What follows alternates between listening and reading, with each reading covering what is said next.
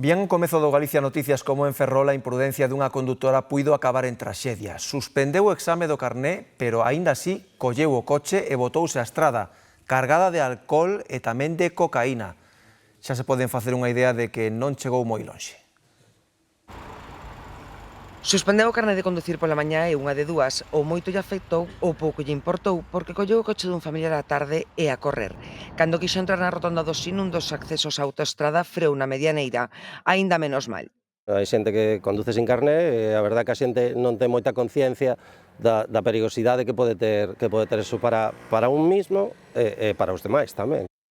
Primeira infracción de 3, a segunda positivo en alcohol.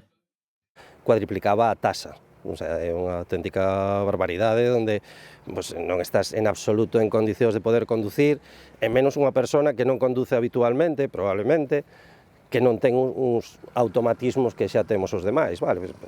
Que a pesar de que os teñas, con esa taxa de alcohol, estás incapacitado para conducir. E a maiores cocaína, tremenda viaxe. É un cóctel que se dá habitualmente. De feito, antes, fai anos, o que máis había eran tasas de alcoholemia e agora está se vendo moito outro tipo de sustancias, de xente que consume hachís, gente que consume cocaína. É a causa máis extendida de perda de puntos. Nos cursos de recuperación botan as mans á cabeza co que lles chega alí. Nos cursos últimamente o que se ve é a xente que ven bastante perxudicada. E temos descansos de 15 minutos. E o mellor chegas a primeira hora e tes os alumnos, pois ben, como teñen que estar, e nesos 15 minutos, cando chegan de volta, madre mía, hai algún que chega que xa non é capaz casi nin de subir as escaleiras. Casos que teñen o permiso retirado por haber cometido algunha infracción e veñen a facer o exame, moitas veces no seu vehículo. E claro, non poden conducir porque teñen retirado o permiso, entón nese caso non poden conducir. E evidentemente eso conlleva outra sanción a maiores.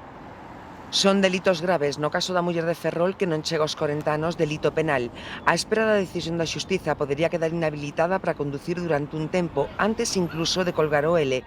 Outra cousa é que lle importe.